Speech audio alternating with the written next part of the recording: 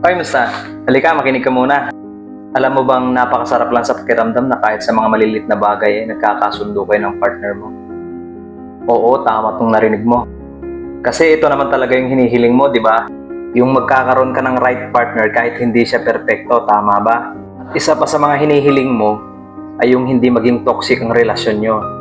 At lagi mo rin pinagdadasal na ang turingan nyo sa isa't isa ay hindi magbabago. Gaya ng nakilala mo siya nung una. Tama ba? Ang sarap lang sa pakiramdam na kahit sa mga maliliit na bagay, na-appreciate nila tayo. Na-appreciate tayo ng mga partner natin.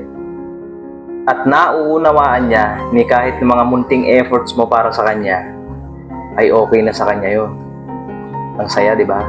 Yung tipong uuwi ka ng bahay, pagod na pagod, tatanungin ka niya, o kaya aalukin ka niya magkape.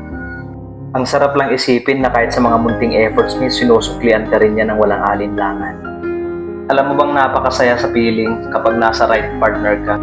Sa ganyang klaseng pagsasama, wala ka nang hihilingin pa. Alam mo ba ng mga right partner na dumadating sa buhay natin ay pinagkaloob sa atin ng Diyos yun? Na sa hirap at ginhawa, ibigay mo rin sa kanya yung halaga na deserve niya.